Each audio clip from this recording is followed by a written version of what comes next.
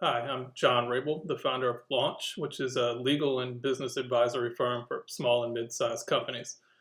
I thought I'd talk a little bit about some steps you can take as a business owner in order to reduce some of the risks that are inherent with business. I think everyone knows there's going to be some risk in business. The goal is to see how you can limit that before it really becomes an issue.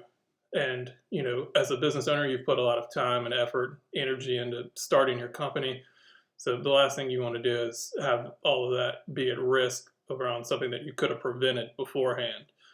So one good place to sort of think about regularly review is making sure that your business entity is set up correctly. It may be that this was something you overlooked when you got started and now need to revisit. So setting up like an LLC, a corporation, along those lines, so you can limit some personal liability. Or maybe that the way your business is running has changed and you need to adjust your entity in order to fit the new structure of your business.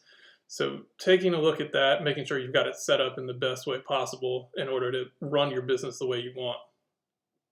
Another area that you can look into on a regular basis is making sure you're managing your employees. So what are the roles, the expectations, the responsibilities of employees?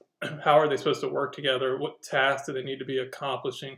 Those types of things can be set up in advance and should be set up in advance. Uncertainty around that type of work with employees is going to open up areas of risk, and employees are a huge potential risk for businesses. So any steps you can take to limit issues with them is definitely beneficial.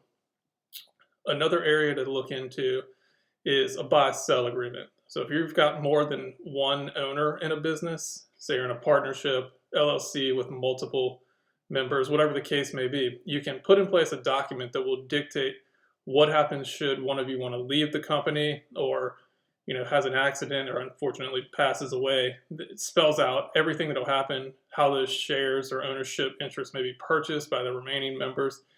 It's definitely easier to put that in place before an incident like that happens, and you've got to address it with everything else going on.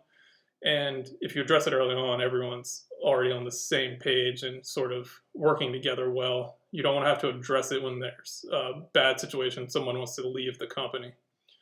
So another thing to consider is making sure you've got all of your internal corporate documents in place. And so that would be a bylaws with a corporation or operating agreement with an LLC. So those documents help you limit your personal liability. And they also sort of lay out the management and structure of your company. They're internal documents, as I mentioned, and they can also be updated as your company moves in different directions or expands. You just want to make sure that they are updated to address any changes you might be making inside the company. So those are a couple things that I think can quickly reduce some potential liability and can be monitored on a regular basis in order to proactively limit a little bit of risk and make sure you're not unnecessarily exposing your company to liabilities. If you have any questions, feel free to contact me. J Rabel, that's JRAB as in boy, IL at launchstrategylegal.com or 804-442-6090.